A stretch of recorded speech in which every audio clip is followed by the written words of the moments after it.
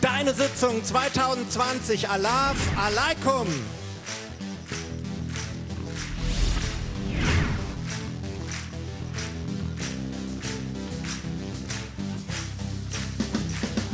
Vertrieber steigt, elektrisiert, der Wahnsinn könnte was wohl passiert. Die dicken Truppen beherrscht die ganze Stadt. Das Herz wird rasen, die Leber pocht, die Haut die brennt, das Blut das kocht. Aber ins Kostüm, wir werden alle jelken.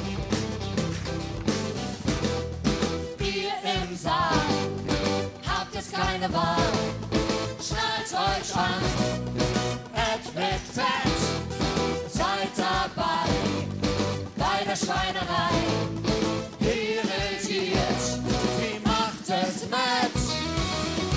Deine Sitzung, Einmal nur im Leben willst du es dir geben. deine Sitzung, Tanz nackig auf dem Tisch und lass dich unterwischen. deine Sitzung, Poppen und auch Kämpfen haben wir begriffen. deine Sitzung. Hier im Saal ist jetzt Karneval. MC Envasa in der Hand. Jo! Wir brauchen mehr Brötchen, die sind einfach fein. Doch wie bekommt man dieses kleine Böttcher? Es gibt Schock und Scheiß, zuerst den Teig mit Mehl und Wasser, etwas Salz und 4 Gramm Hefe. Backen! Da braucht man ehrlich frisch vom Feld, gut bestellt, ziemlich klein. Haken! Das Beste kommt dann ganz zum Schluss, das ist das, was man kaufen muss. Zwischen Lohn Keime, und Schweine und Backen! Haken! Und Milch! Das könnt ihr auch! Backen! Haken! Und Milch! Backen! Haken! Und Milch! Deine Sitzung, Einmal nur im Leben willst du es dir geben. deine Sitzung, Tanz nackig auf dem Tisch und lass dich euch erwischen. deine Sitzung, Poppen und Orchestern haben wir begriffen. deine Sitzung, Hier im Saal ist jetzt Karneval. deine Sitzung.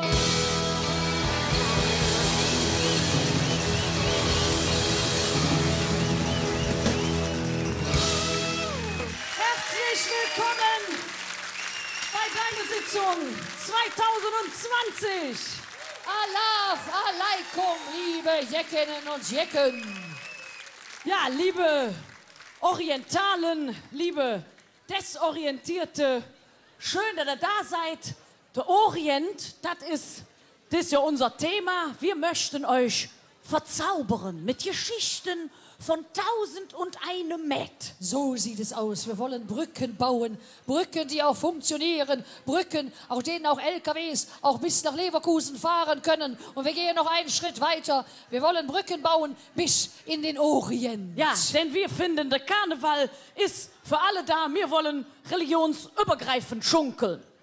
Das ist richtig. Wir wollen schunkeln. Wir wollen bützen, auch wenn der Schnurrbart kitzelt, auch bei den Frauen. Das ist uns egal. Diese Kulturen haben unfassbar viel gemein. Auch die Strüsser. Ja, bei uns gibt es sie vom Wagen, vom Zug. Und bei den Musulmanen gibt es sie abends in der Kneipe, wollen Rose kaufen. Es gibt so viele Gemeinsamkeiten. Im Grunde genommen wollen wir doch alle Liebe, oder? Das ist richtig. Wir wollen Liebe. Jetzt hörst du schon wieder die Ersten, die sagen, ja, was, die wollen Liebe, die wollen die Rapschen. Denk mal an die Domplatte. Ja, das war jetzt nicht schön. Ja, aber wer jetzt denkt, Frauen zu begrapschen und nicht zu respektieren, wäre ein Alleinstellungsmerkmal der Muslimen. Der war aber noch nie auf einer Altherrensitzung im Jürzenich. Das will ich Da auch. weißt du nämlich, wo der Hammer hängt. Absolut richtig. Aber wir wollen ehrlich sein, bei allen Gemeinsamkeiten, es gibt natürlich ein riesiges Problem, ne? Und das möchten wir heute auch offen ansprechen. Met. Das ist nicht halal. Nee, da Nee. wir müssen darüber reden, wie können wir dem Orient die eine Hand reichen, wenn wir in der anderen Hand ein Mettbrötchen festhalten. Ja? Das ist eine Schwierigkeit, die ist uns auch bewusst, aber wir haben festgestellt, auch im Orient gibt es Met in vielen schönen Namen. Hier, der Ahmed zum Beispiel, ne? Das weiß ja, der weiß ja keiner. Das heißt eigentlich übersetzt, der mit dem sanften Zwiebelatem. Schön. Schöner Name. Oder der gar nicht genug kriegen kann, der immer mehr will. Der Mehmet. Ja. Weißt du? Ja, und das Schöne ist ja, wenn man in den Orient reisen möchte, da muss man ja nicht weit fahren. Ne? Wir in Köln, wir können zum Beispiel einfach oben im Pfützchen sitzen bleiben, weil, wenn das so weitergeht mit dem Klimawandel, dann kommt die Wüste von alleine zu uns. Richtig. Ne? Gut, das ist ein bisschen schade um Holland, aber ich sag mal so, in Ihrefeld gibt es auch gutes Gras, habe ich gehört.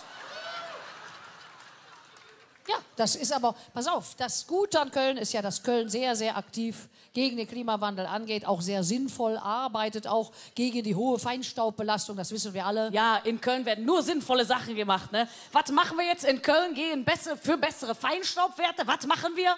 Stau. Ja.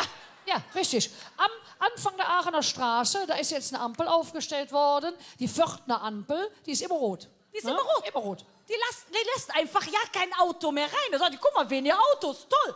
Da ist ja kein Stau mehr da, das ist ja toll, ne? Gut, vor der Ampel ist natürlich doppelt und dreifach so viel Stau. Das ist aber egal, weil das Messgerät für die Feinstaubwerte, das ist direkt hinter der Ampel. Das musst du dir, also... Das ist genial. Das ist die Kölner einfach sind genial. genial. Eine dauerrote Ampel gegen Stau einzusetzen.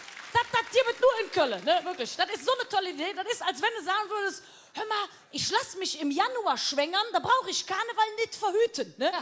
Das ist im Grunde erstmal eine schöne Idee, aber sobald das Gehirn ins Spiel kommt, merkst Ist du, es wieder vorbei. nee. Ja, richtig. Und wer geht dann auf die Straße für die Klimawandelsituation?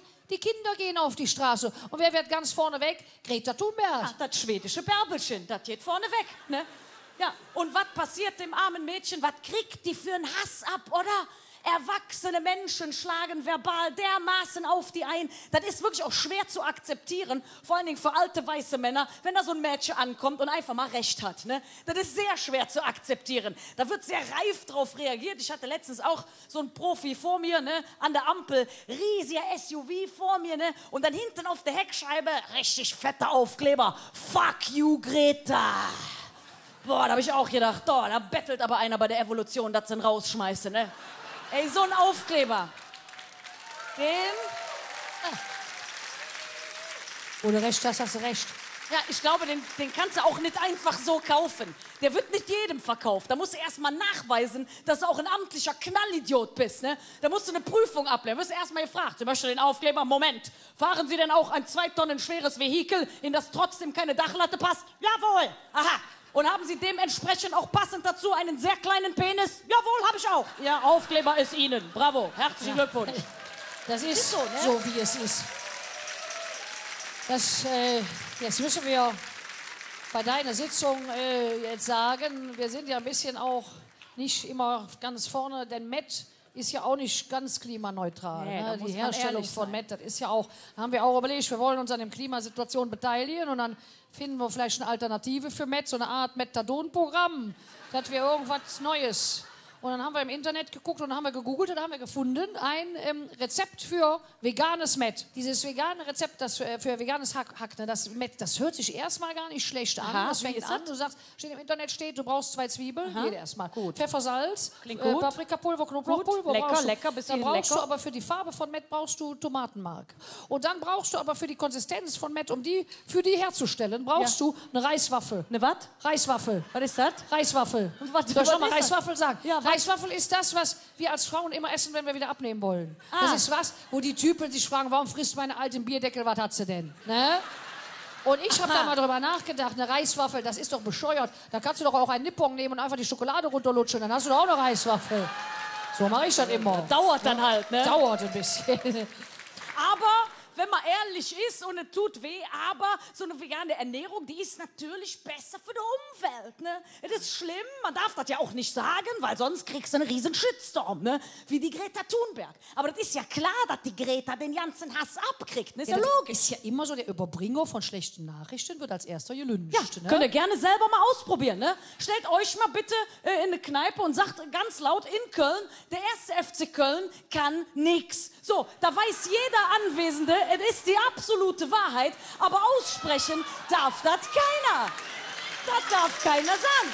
Ja, da ist ganz schnell, ist es ganz schnell vorbei mit Trink doch eine mit. Da trinkst du allein, einfach aus dem Klo.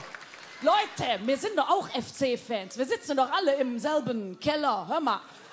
Ja, ich kann das auch. Das wird auch immer schwieriger zu erklären. Richtig, Ne? ja. Wenn du Leuten sagst, du bist FC-Fan und du musst das erklären, ne? So normalen Menschen, die rumlaufen, die verstehen das nicht. Ich habe letztens ein Interview gegeben, ne? Bayerischer Rundfunk, ein Kollege hat mich interviewt, sagt er, Mensch, Frau Kebekus, Sie sind doch auch FC-Fan. Sag ich, ja, ist richtig, FC-Fan. Ja, und wie ist das für Sie? Ich meine, der FC wieder auf einem Abstiegsplatz. Ne? Wie fühlt sich das für Sie an? Hat er mich gefragt. Wie fühlt sich das für Sie an? Ich so, wie sich das anfühlt? Soll ich Ihnen sagen, wie sich das anfühlt? Wollen Sie wissen, wie sich das anfühlt? Ich sage Ihnen, wie sich das anfühlt. Normal. Ganz normal. Das ist der gottverdammte Alltag. Ja. Du kannst sie ja nicht erklären. Oder kannst ja keinem normalen Menschen erklären, warum der FC-Fan ist. Denn ist so ein bisschen, FC-Fan sein ist so ein bisschen, als wäre man mit einem Vollidioten zusammen. Ne?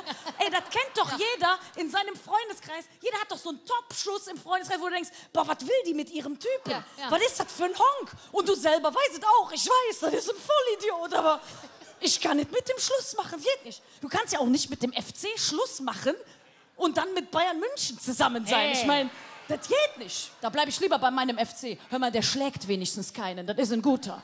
Wo du jetzt, das ist richtig, der tut keinem was. Nee. Das heißt, Köln ist voll. Wahnsinn. Köln ist übervoll, ja. Die Autos stapeln sich kreuz und quer in so eine Matschepampe. Dazwischen noch ein paar Fahrräder für die Fugen, ne? Und das hat auch der Kölner gemerkt und gesagt, das geht nicht, da machen wir einen Riegel. Köln ist voll. Da kam eine Riesenidee, Elektroroller. Ja. Ja. Das ist eine super Idee gewesen, oder? Einfach noch 5000 Vehikel mehr in der Stadt stopfen. Die liegen auch überall rum, diese E-Roller, oder? Überall wie so Alkoholleichen, ein Weiberfastnacht, ne? Überall gestapelt. Aber da kommen nachts immer die Mitarbeiter und richten die wieder auf. Die stellen die wieder hin. Ja, das würde ich mir auch mal wünschen für mich, für Weiberfastnacht, dass mich da morgens hinstellt. eine Firma wieder hinstellt, ne? Schön über Nacht kommt einer, so, Lisbeth, du hier hin, der Peter hier hin. Mensch, der Peter fällt immer wieder um, da ist der Ständer kaputt. Ja, siehst du, das ist. Aber ich meine, der Elektroroller-Virus ist schon schlimm, aber der ist noch gar nichts gegen den Coronavirus. Das ist natürlich noch ätzender, muss man sagen. Das nervt richtig hart, oder? Coronavirus, hör mal, das ist wie das iPhone, ne? Kommt aus China und sorgt dafür, dass du den Kontakt zu deinen Mitmenschen komplett einstellst. Ja, und jetzt kannst du noch nicht mehr mal Mundschutz kaufen, die kriegst du ja gar nicht. Nee, aus Panik, habt ihr das mitgekriegt? Die sind überall ausverkauft. Überall die Mundschutz, alle, nee, Panik. Nur in Köln lachen wir uns alle kaputt, weil jeder hat irgendwo noch ein Arztkostüm hinten in der Karnevalskiste liegen, ne? Egal, zieh ich mir an, kein Problem. Köln ist sicher, sag Wir ich jetzt sind mal. sicher. Aber Safe verbützen, Leute. jetzt haben wir den Coronavirus, der ist auch schon, der nervt, aber es ist nicht so schlimm wie der Idiotenvirus, der jetzt überall um sich greift. Vor allem in Thüringen, richtiger Idiotenvirus, Thüringen. Schlimm in Thüringen, furchtbar, leck mir am Arsch, alles. Da haben sie wirklich alle zu nah an der Wand geschaukelt, ne? Was haben die da? Da hat dieser FDP-Typ, wie heißt der Kerl? Kümmerling, hätte sich wählen lassen mit der Stimme von der AfD. Bah! Hör mal, was die da versucht haben, ne? Das nennt man eine Unterhosenkoalition, ne? Vorne gelb, hinten braun. Ja. Kann nicht funktionieren. Ja, das ist, Geht ja nicht. meine Güte. Genau so werden nämlich die Rechten hier in diesem Land immer stärker. So ist es. Aber zum Glück haben wir noch einige mutige Instanzen, die sich dagegen stellen. Die gibt es ja noch. Gott sei Dank gibt es noch mutige Instanzen, ne? Die sich vor die Rechten stellen, wenn die mal wieder laut werden und zum Beispiel eine Einschränkung der Satirefreiheit fordern. Da gibt es Gott sei Dank gerade in Köln eine Instanz, die sich dann hinstellt und sagt, Entschuldigung. So passiert, ne, in Köln. Es gab eine kleine Satire, da hat ein Kinderchor gesungen, meine Oma fährt im Hühnerstall Motorrad, meine Oma ist eine alte Umweltsau. Ne? Riesenskandal, haben sich die Leute aufgeregt, da werden alle Omas verunglimpft. Ne? Das war ja quasi nach Watergate, kam Omagate. Ja, ne? furchtbar. Und das war aber so, diesen Shitstorm hatten Nazis organisiert. Ne? Die haben das alles organisiert, haben die Mitarbeiter vom WDR bedroht, die Macher von dem Lied, ne? Haben vom WDR demonstriert. Und was mäht der stellt sich vor die hin und sagt, wir entschuldigen uns ohne Wenn und Aber. Da sage ich, ja, eher ohne Sinn und Verstand, oder? Und ganz ehrlich, die AfD hat gefordert, dass der WDR vom Verfassungsschutz beobachtet werden soll. Also, wir sind wahnsinnig froh, dass es die Öffentlich-Rechtlichen noch gibt, ganz im Gegensatz zu den Nazis. Ne? Ja. Und wir von deiner Sitzung, Und übrigens auch alle unsere Omas Richtig. sind für noch mehr Mut und noch mehr Satire, denn wir wollen, dass unsere Enkel mal über uns singen. Meine Oma macht beim WDR Satire, Satire, Satire. Und die Nazis gehen vor Schreck auf alle Viere. Meine Oma ist und bleibt eine coole Sau.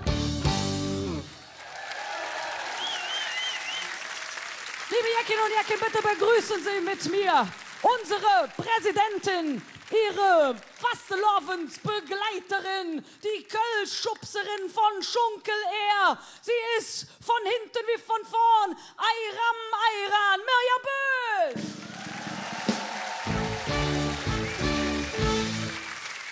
Und hier steht sie an meiner Seite. Sie nennt sich Coco Chanel, das Krokodil vom Nil. Der Nil mit H, weißt du fast Bescheid. Da ist ja viel Unrat im Wasser. Da gibt es Mutationen, die so zu so Wunderschönheit führen. Unsere Präsidentin Coco Chanel, Caroline Kebekus.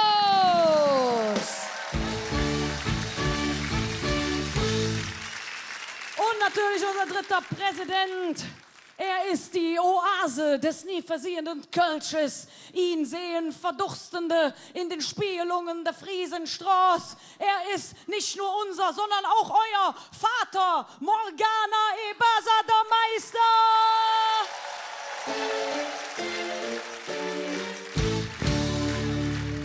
Liebe Jecken, sie gehört einem uralten Winkgeschlecht an. Man munkelt, dass ihre Vorfahren schon am Hofe Kleopatras gewunken haben. Heute arbeiten die meisten ihrer Verwandten auf Flugzeugträgern. Sie zum Glück bei deiner Sitzung. Unsere Winke Marie, heute Winke Fatima Britta.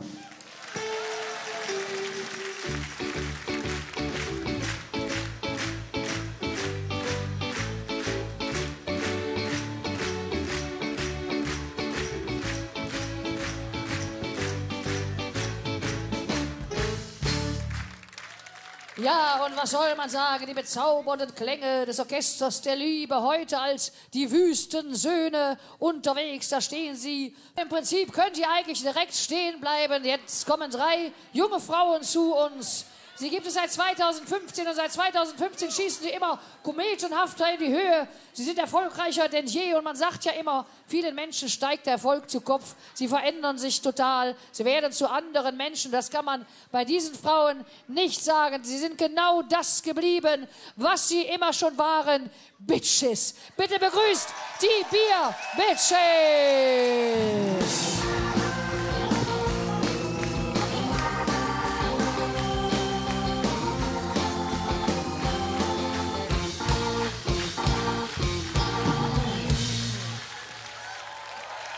Wir sind die Bierbitches. Und wir beschäftigen uns wie immer mit den Problemen, die man als kölsches Mädchen hat. Und das folgende Problem, das kennen bestimmt viele Mädchen oder Jungs. Und zwar, ich bin immer wahnsinnig tolerant, wir sind immer wahnsinnig tolerant. Aber bei einer bestimmten Berufsgruppe, da fällt es mir wahnsinnig schwer. Wenn ich denen begegne, dann denke ich oft, nee, also ich weiß nicht, wie man euch noch helfen kann. Habt ihr niemanden zum Reden? Ich habe große Kritik anzubringen, aber ich weiß nicht, wie man das verpacken soll. Und jetzt haben wir es geschafft. Wir haben ein wunderschönes Lied gemacht mit einem, sagen wir mal, aggressiveren Inhalt. Aber um diese Kritik besser an den Mann oder die Frau vor allen Dingen zu bringen, haben wir gedacht, das singt am besten die Irina, denn sie hat so eine deeskalierende, glockenklare Stimme. Du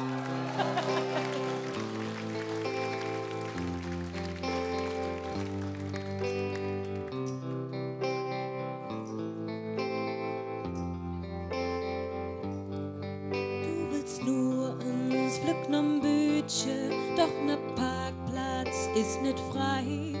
Halbe Stunde dann nur gesögt, jetzt stehst du in der zweiten Reihe.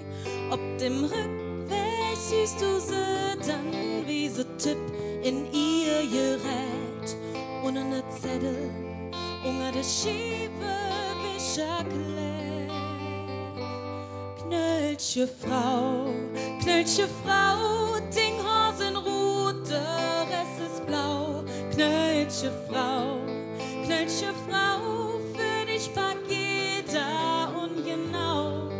Will dann keiner mit dir trinken, an die Angst hat sie verstanden.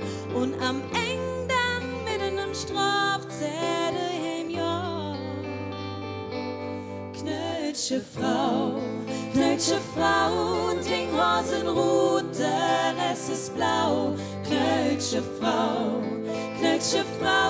für dich pack jeder und genau. Will dann keiner mit dir trinken, an die Angst, dass sie falsch stand. Und am Ende dann mitten am Strafzettel im Jahr. O Knöllche Frau.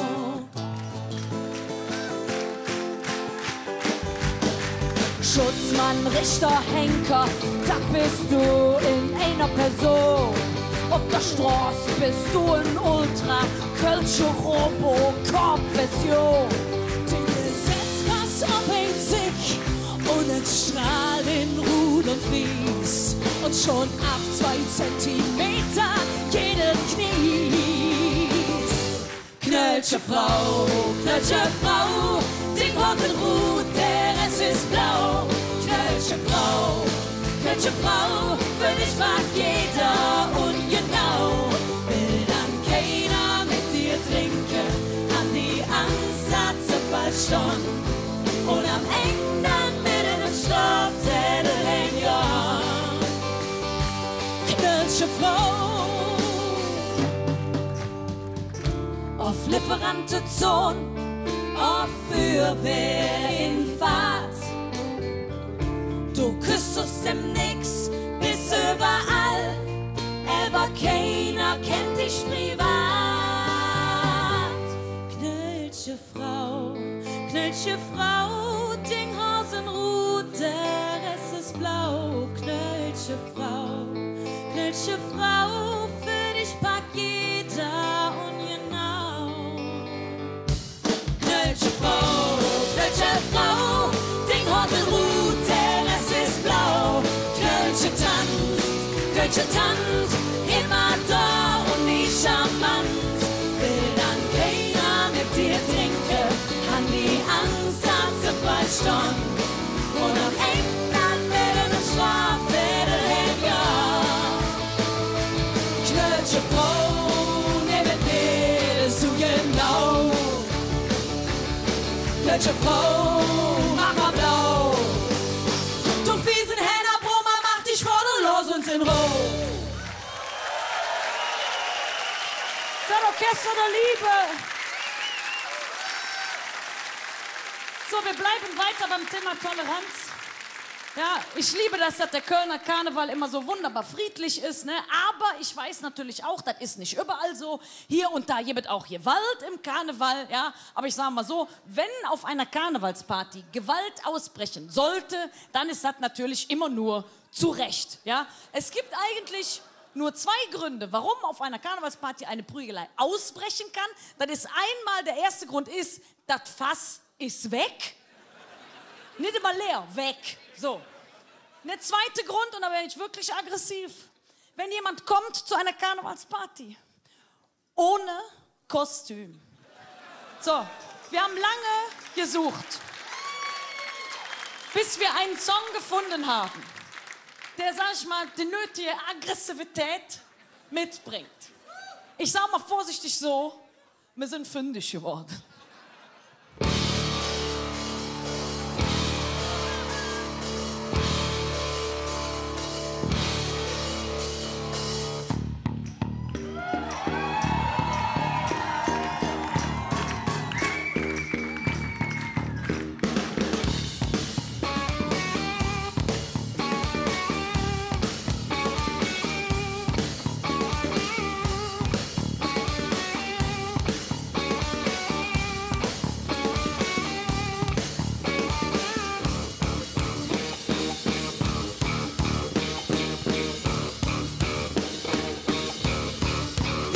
To love it.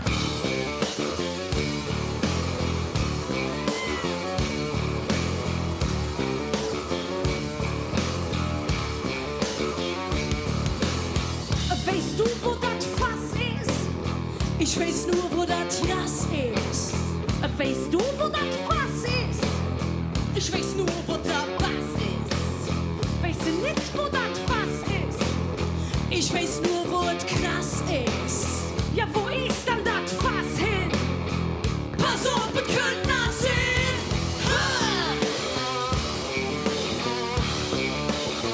fast verloren. Wie war fast verloren. Der hätte ja kein Kostüm an. Wer hätte ja kein Kostüm an?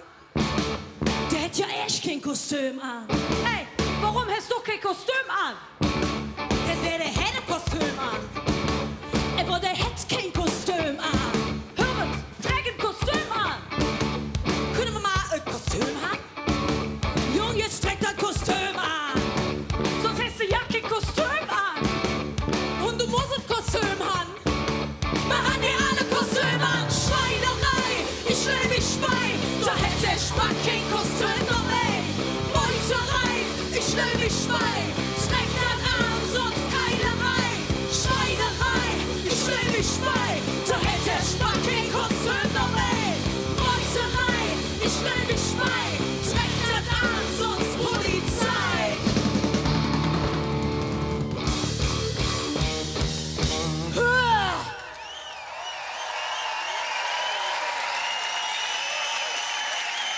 Das Orchester der gottverdammten Liebe. Die Bierbitches. Und auf die Bierbitches ein dreifaches Kölle. Bierbitches, deine Sitzung. Und 3 Mettbrötchen hinterher natürlich. Backen, Haken und Met. Und ein zweites. Backen, Haken und Met. Und noch eins. Backen, Haken und Met. Die Bierbitches.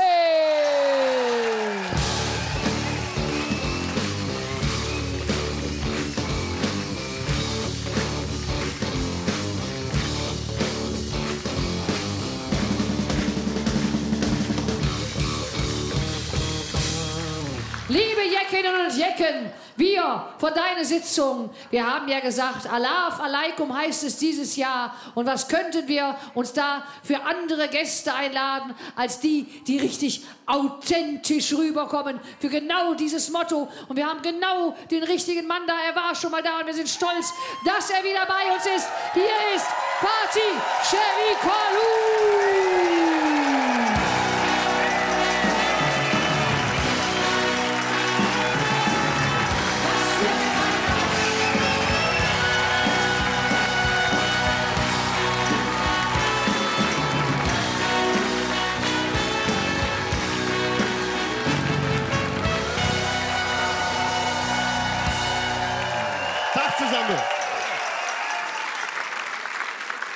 Mein Name ist Fatih Çevikoglu, das ist im Karneval ein bisschen schwierig, hier bis zu. Wenn wir sagen, am Karneval kommt, wir sagen, Çevikoglu und so, kommst du ja nicht mit parat. Ich sage, pro Karneval, lass uns was ganz Besonderes einfallen. Am Karneval sagen wir Fatih Çevikoglu. Der Vorteil ist, das funktioniert auch im Saal. Ich sag Chevy, du sagst Kölle. Mal gucken, vielleicht klappt es ja heute. Chevy! Chevy! Chevy! I wanna make a love to you. Sehr schön, sehr schön. Die Digitalisierung steht an und die Digitalisierung heißt für uns alle, wir wechseln gerade die Epoche. Wir gehen gerade über vom Industriezeitalter zum Informationszeitalter. Jetzt gerade entsteht der digitale Mensch. Und dieser digitale Mensch wird in 2 Gruppen eingeteilt. Digitale Eingeborene und digitale Migranten. Digitale Eingeborene kennen es am Alter, digitale Migranten auch. Ne? Digitale Eingeborene sind jung, digitale Migranten sind alt. Haben wir Menschen, die unter 30 sind im Saal? Du, wie alt bist du? 29, da bist du eine digitale Eingeborene. Dann haben wir unter 20 im Saal. Du, wie alt bist du? 17, du hast gewonnen. 17, wir haben 17 im Saal. Sehr gut. Super. 17, pass auf. Du und ihr alle, die euch gerade gemeldet habt, ihr seid digitale Eingeborene. 17, wie heißt du? Clara. Ja, es wird nicht einfacher. Clara, schön, dass du da bist. Bist du mit deinen Eltern hier? Natürlich, klar. Clara, mit den Eltern von Clara. Schläft die Clara schon durch? Clara, Wählscheibe. Sagt dir das was? Was heißt das? Was? Ja, woher? Oma. Das, was du von der Oma kennst, lieber Clara, hatten wir alle zu Hause. Das war unser Telefon. Und dieses Telefon, das klingt in deinen Ohren merkwürdig, ich weiß das, dieses Telefon konnten wir nicht mitnehmen. Und Clara, nee, erzähl mir jetzt keinen Quatsch. Nee, das Telefon war fest. Daher auch Festnetz. Das heißt ganz konkret, wenn du damals an diesem Telefon angerufen wurdest, gab es keine Fragen wie, wo bist du? Das war einfach technisch nicht möglich. War nicht denkbar, wo bist du? Zu Hause? Ach, was? Klar, wir hatten damals auch Handys. Unsere Handys waren 2,20 Meter groß, gelb und begehbar. Ne, da gab es dieses Wahlscheibentelefon in so einer neuen poppigen Reihe. Wir hatten das zu Hause in so einem Senf, gelb, Sand, beige Ton. Welche Farbe hast du? Grün, alle hatten grün. Alle hatten grün. Was gab es noch? Ne, rot war schon Tastatur. Rot war Tastatur, ich bin vorbereitet, glaub mir einfach. Genau. Schwarz war das hier, da wurde noch gekurbelt. Nee, es gab beige, es gab grün, was gab es noch? Orange gab es und grau, das war es. Manchmal gab es auch einen Brokatüberzug. Brokatüberzug, jawohl. Genau. Clara, wir nennen das heute Handyhülle. Weißt du? Manchmal gab es unter dem Telefon auch ein Telefonregister. Das Telefonregister, das ist kein Quatsch, Clara, das war komplett mechanisch. Da gab es keinen Strom, vergiss Strom. Es gab noch nicht mal ein Display. Es gab nur Knöpfe, da hast du drauf gedrückt, da sind so Kassetten rausgefahren, so A, B, C, D, E, F. Da hast du drauf, klick, klar kam eine Kassette raus. Da war Pappe drin. Do you remember Pappe? Da haben wir draufgeschrieben mit Bleistift und Gulli manchmal sogar, ne? Na, alles war vollgeschrieben, alles.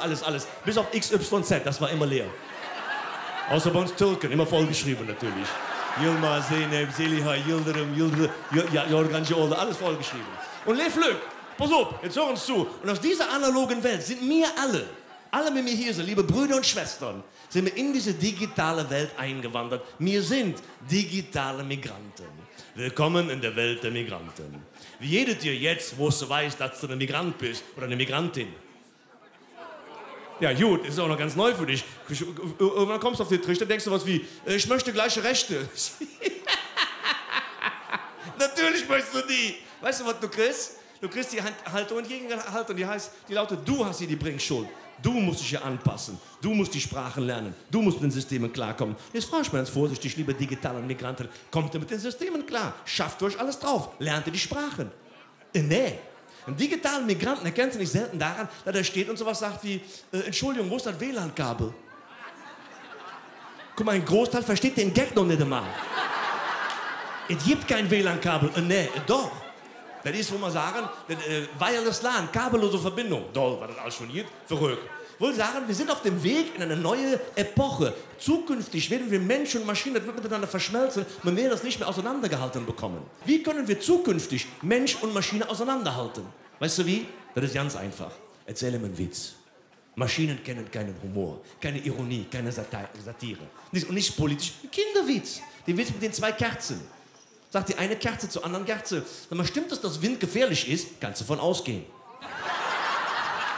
Guck mal, und wenn jetzt jemand neben dir sitzt und nicht lacht, dann weißt du, Roboter. Nee, der ist es so. Ist es so. Da wo ich, wenn ich unterwegs bin, kommen die Leute zu mir und sagen, Entschuldigung bitte, wo kommst du her? Sag ich komme aus Köln. Dann gucken die mich auch so an, wie du sagst, ja, so sehen die jetzt aus. Dann geht es weiter, dann die Wart, aber du sprichst aber richtig gut Deutsch. Sag ich, Dankeschön. Ich wünsche, ich könnte dasselbe von dir behaupten. Madet Jo zusammen. Tschüss zusammen. Ja, madet Jo. Fatih Şevikolu!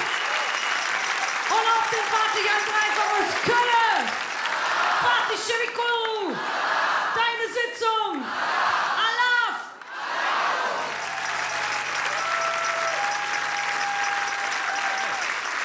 Hier sind die Pink Bombs.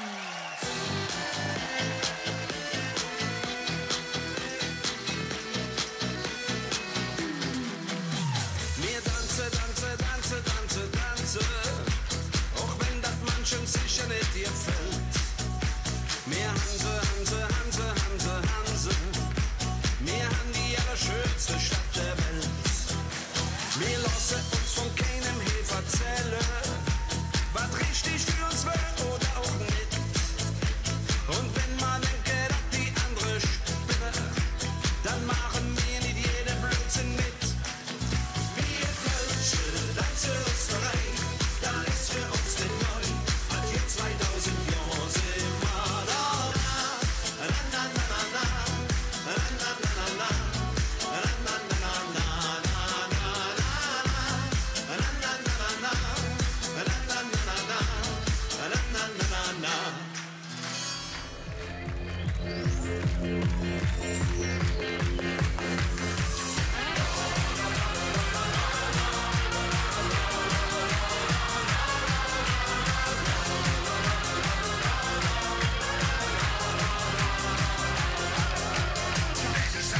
als Emotion. Laufen mir die Mädchen hinterher. Ich kann noch nicht dafür, dass ich so groß bin. Eine Mischung aus der Studie und dem Bär. Tag und Nacht so nicht die große Liebe. Selbst mal Liebe, immer nur das eine. Ich bin anders als die anderen. Ich will doch so viel mehr. Leb Marie, ich bin kein Mann für eine Nacht. Leb Marie, das habe ich noch nie gemacht. Leb Marie, es muss die wahre Liebe sein. Für eine Nacht bleib ich lieber allein. Für eine Nacht bleib ich lieber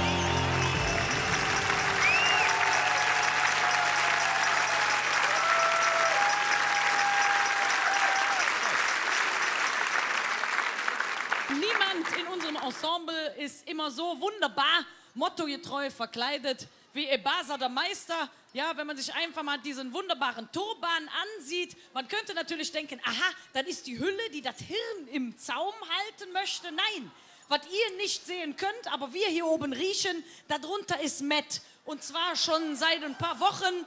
Er züchtet neuartiges Schwein unter seinem Kopf. Und jetzt wird euch ein Liedchen schalmeien. Seid ihr bereit? Rastet aus für Vater Morgana, Ebasa der Meister!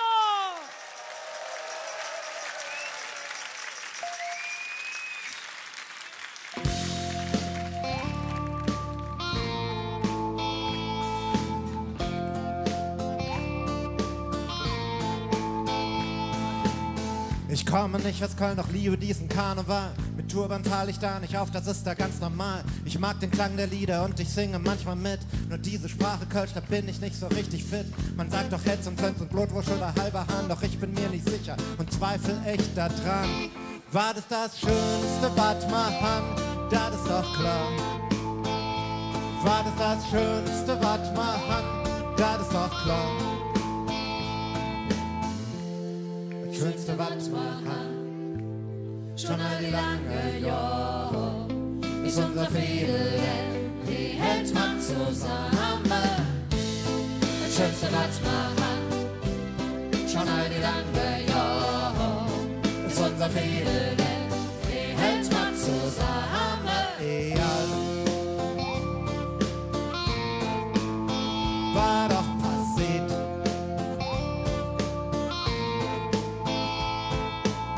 Ich komme nicht aus Köln, doch liebe diesen Karneval. Das Lied vom Müller-Bötscher, Herr Kapitän, ist genau mein Fall. Man kann so schön im Dunkle schunkele, wenn über uns die Sterne funkele. Volldampf voraus ist geht der Ring entlang. Ich mag die Föß bei Bürjum Schmitz und auch den Ostermann. Die ganzen Lieder hier aus Köln, die haben's mir angetan. In meinem Fädel in der Wirtschaft, ob da Eck, da standen die Männer, die Frau Lübscher all zusammen an der Thek. War das Schönste, was man han? Das ist doch klar. War das Schönste, was man han? Das ist doch klar. Das Schönste, was man han, schon all die lange Jahre, ist unser Fädel, die hält man zusammen. Das Schönste, was man han, schon all die lange Jahre, ist unser Fädel, die hält man zusammen. Es gehört wie es gehört und es ist wie es ist. Die Hauptsache ist Sensation. Der Driss, roten Montag ist der Tag, den das Feiern kulminiert. Rufen Köln, Alarm, Alarm, yeah! Es gehört wie es gehört und es ist wie es ist. Die Hauptsache ist Sensation, Tries auf der Driss, roten Montag ist der Tag, an dem das Feiern kulminiert. Rufen Köln, Alarm, Alarm, yeah! sie wat ma han. Schon all die lange Jahre ist unser Fädel, he hält ma zusammen. Das schönste wat ma han. Schon all die lange Jahre ist unser Fädel, he hält ma zusammen. Es gehört wie es gehört ohne das wie es ist. Die Hauptsache ist, es hat sich jo Tries auf der Tris. Rosenmontag ist der Tag, dem das Feiern kulminiert. Rufen Kölle, Allah, Alaikum, yeah!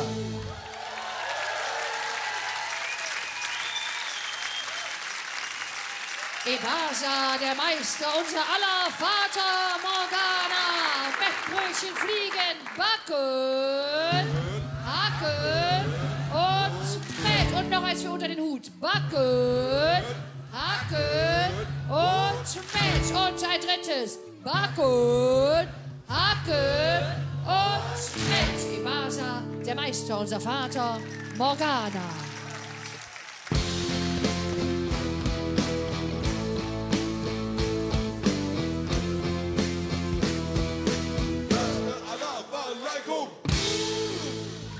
Und jetzt, liebe Jecken und Jecken, kommt eine Gruppe, die wirklich, also die sind so gut, wir sind uns total sicher, ab nächstem Jahr, da rocken die alle Hallen kaputt. Die haben alles noch vor sich und das Schöne ist, die nehmen den ganzen Karneval wahnsinnig ernst. Ja, und die machen das mit einer unglaublichen Leidenschaft. Und die haben übrigens kürzere Höschen an als die Pink Poms. Ja. Und allein das ist ein Applaus wert. Also rastet jetzt aus für Planche Malheur!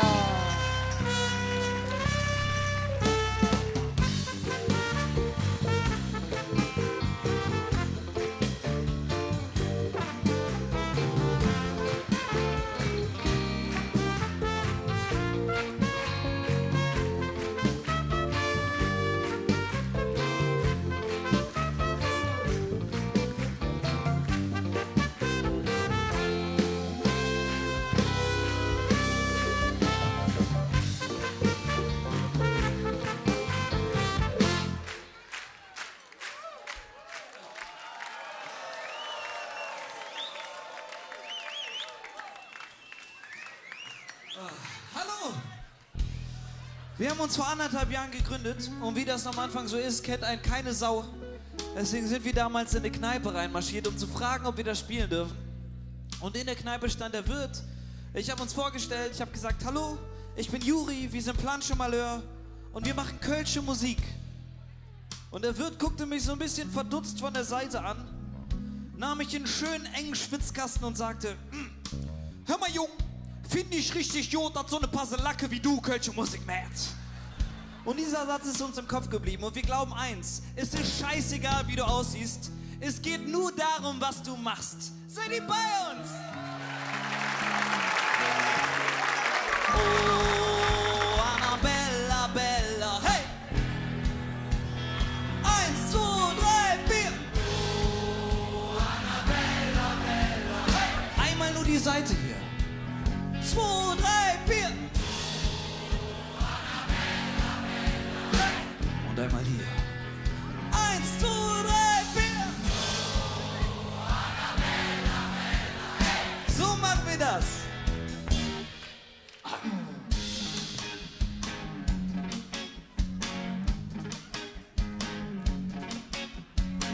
Du bist ein Unikat von der dunklen Art.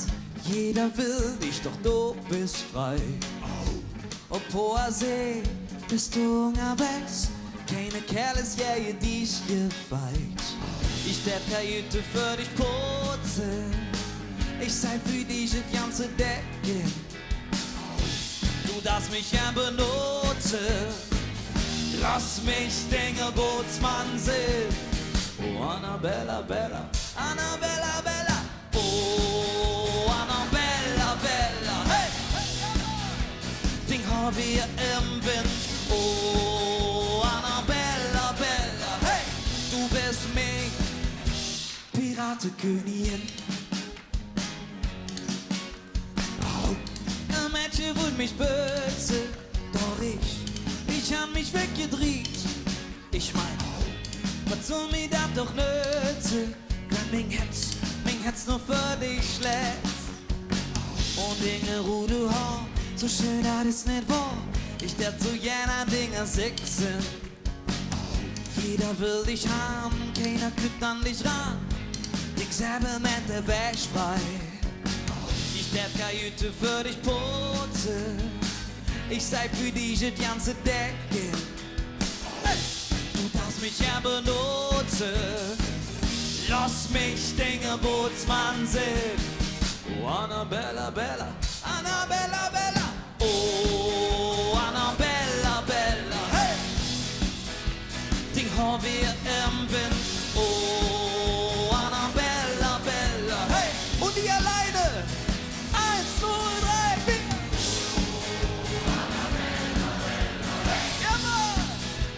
Ding haben wir im Wind. Oh, Annabella, Bella, hey! Du bist mich.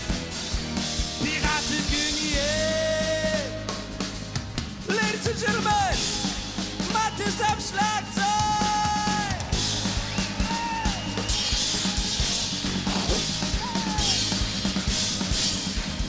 Oh, Annabella, Bella, hey, hey. Ding haben wir im Wind. Oh, Annabella, Bella, hey. Und ihr, 1, 2, 3, 4. Yes! Ding haben wir im Wind. Oh, Annabella, Bella, hey. Du bist mich, Piratenkönigin. Dankeschön!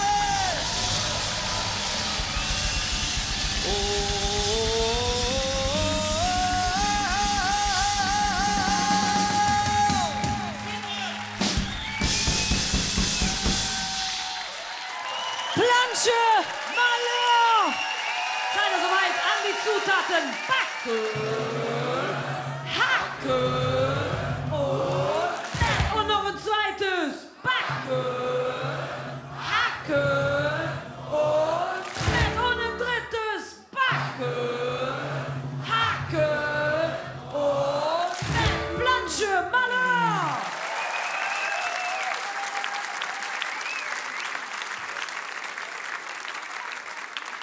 Liebe Jeckinnen und Jecken, kommen wir zu etwas Besinnlichem. In einer Zeit, in der man für ein 12 Quadratmeter großes Zimmer in Köln 500 € Kaltmiete zahlen muss, glaubt man, dass auch die Kälte in die Herzen der Menschen einzieht. Aber nein, Märchen wie folgende tragen sich jeden Tag immer wieder zu. Das ist doch scheiße. Was soll ich jetzt machen? Ich kann doch nicht zu meinen Eltern zurückziehen. Entschuldigung, Eva, warum bist du so am Kriechen? Kann ich helfen? Keiner kann mir helfen. Ach komm, Mädchen, erzähl doch mal. Ach, ich suche eine neue Wohnung und ich habe mir so viel angelohnt. Aber das Einzige, was ich mir leisten kann, das ist in Bickendorf. Ich weiß überhaupt nicht, wo das liegt. Da war ich noch nie in meinem Leben. Das ist doch hinter der äußeren Kanalstraße. Da wohnen die Wilden, das ist doch fast Düsseldorf. Oh, weine nicht, mein Kind. Bickendorf ist wunderschön. Wirklich? Ja, Bickendorf ist schön und ich kann dir das zeigen. Ehrlich? Ja, komm. Dann geh ich mal mit.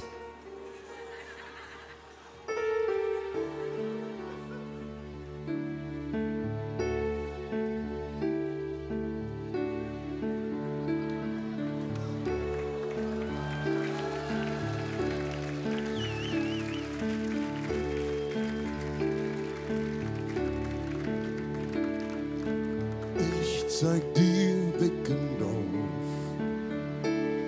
verdötsch verwunschenes Pferde.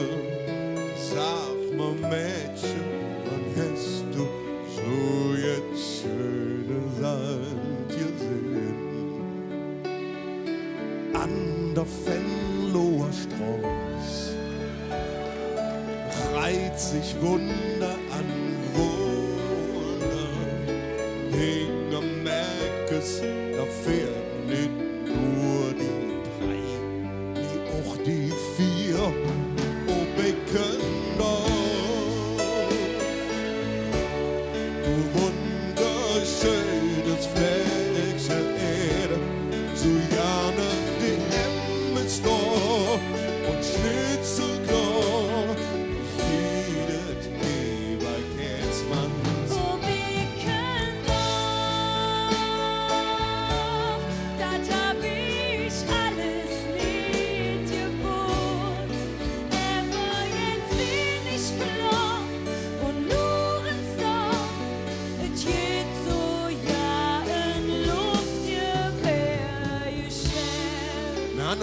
dieser Decke. Unbegreifliche Sicht, hast du hier vom Westcenter, von unge hässlich, doch oben luren nicht die Sterne an. Und wir können Ja, die Rauchfußkapelle, und jede so viel es wird doch besser, was leuchtet da so hell? das ist die Schell. Ich will nicht mehr zurück ins Berlin. Dein Bildschirm ist mit nur erlebt. Lisbeth und Jung sind da und Brötchen klar. Die Tütchen sind hier noch aus Plastik. Und wir können Oh, wir können da will ich hin, da will ich sehen. Heimatstrom, Bickendorf lebt für dich und mich.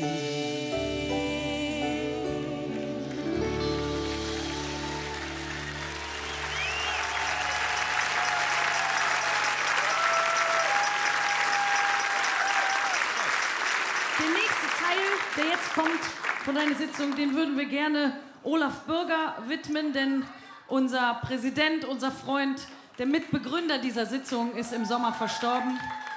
Und es ist, glaube ich, für uns alle immer noch sehr surreal, hier oben zu stehen ohne ihn. Olaf hat diese Sitzung einfach unbeschreiblich geliebt. Der hat die wirklich behütet wie ein drittes Kind und der hat viele Ideen auch noch mitbekommen, das Motto mitbekommen, was wir uns alle ausgedacht haben. Und das war wirklich, die schönste Zeit war eigentlich, wenn man angefangen hat, sich mit dem Olaf Blödsinn auszudenken für diese Sitzung. Also oft im Sommer haben wir zusammengesessen und wir haben uns oft eine Scheiße ausgedacht. Ne? Manchmal saßen wir wirklich da und haben gedacht, Alter, das können wir nicht machen. Ne? Das ist zu krass oder das ist zu bescheuert. Aber wir haben alles gemacht. Alles. Und der Olaf war einfach so ein wahnsinnig positiver Mensch. Ne? Der hat wirklich bis zum Schluss, hat der noch Witze gemacht. Ich weiß noch, irgendwann hat der mal gesagt, ja Leute, ich glaube, der liebe Gott, der braucht einen Entertainer. Und dann war Pause und hat er gesagt, er war einen, den er sich auch leisten kann. Ne? Und wir haben das Glück gehabt, uns von ihm verabschieden zu können. Wann hat man das schon mal? Dass man einem anderen Menschen sagen kann, wie viel er einem bedeutet hat. Und ganz zum Schluss, was auch schön war, die Pink Poms haben noch mal für ihn getanzt im Hof vom Hospiz. Ja. Und es war auch sehr lustig. Wir haben mit Olaf das abgesprochen und plötzlich hat er sich kaputt gelacht ohne Ende. Und ich so, hä, was ist denn los mit dir? Und dann meint er, ja hör mal, ich bin ja nicht der Einzige, der hier im Hospiz liegt. Ne? Stell mal vor, da guckt so ein homophober Opa aus dem Fenster. Der meint doch, die apokalyptischen Reiter holen den ab. Aber so war er. Ja, und weil wir eben da noch waren und Olaf gesagt hat, ihr müsst die Sitzung weitermachen, ihr müsst das Leben feiern, stehen wir jetzt hier. Und als Olaf nicht mehr da war, habe ich mal Leute gefragt, mal rumgehört, schickt mir doch mal Worte zu, Adjektive, die euch zu Olaf einfallen, was ihr über ihn sagen könnt. Und Caroline hat es schon gesagt, was am häufigsten genannt wurde, ist, dass der Olaf so ein durch und durch positiver Mensch war. Bei dem war das Glas immer halb voll, nie halb leer. Und wenn er es halb voll hatte, hat er dir auch noch was davon abgegeben. Und das war das. Wenn man selber nicht gut dran war, kam der Olaf und sagt, komm, steh auf, rück dein Krönchen zurecht und lauf weiter. Das wird alles werden. Und ganz am Ende hat er auch noch mal gesagt, pass auf, Leute, der Clown ist weg. Aber die Sprühsahne, die hängt noch in der Garderobe, holt sie euch und feiert. Und wir haben versucht, ein Liedchen darüber zu machen. Es kann einem einzelnen Menschen natürlich nicht gerecht werden, aber wir wollen das mit euch zusammen singen, jetzt für Olaf besonders laut.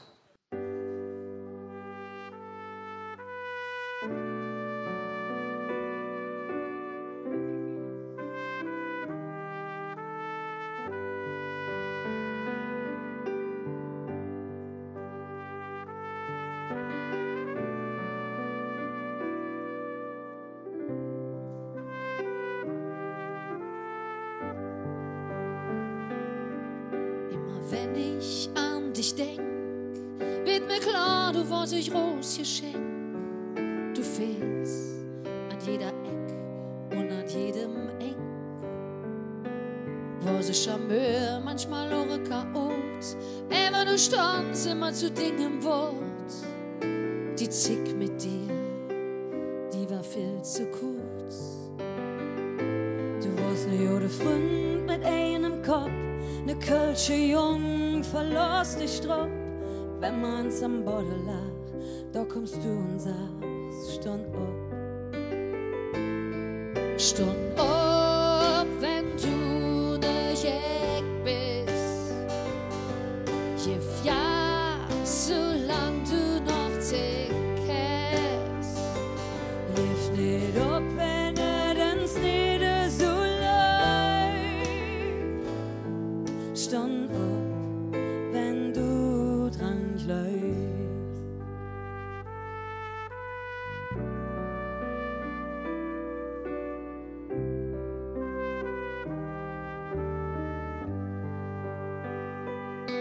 Vielleicht hörst du jetzt von Bove zu und mir hoffen, es gefällt dir gut, auch wenn es ohne dich alles anders ist. Du warst positiv bekloppt, ja, du hast die Show gerockt. Und man höre dich noch sagen, komm, stund auf. Stund auf, wenn du ne Jäg bist. Gib ja, solang du noch zick hast. Gib nicht ab, wenn es nicht so leid. Stund auf, wenn du dran bleibst. Du sagst, es muss immer weniger jung. Du bist der Grund, warum wir überhaupt bestanden. Was haben wir höch all zu verlieren, wenn wir unser Leben führen? Drum lass mal eine ob dich trinken und das schöne Lied mit euch zusammen singen. Stund auf.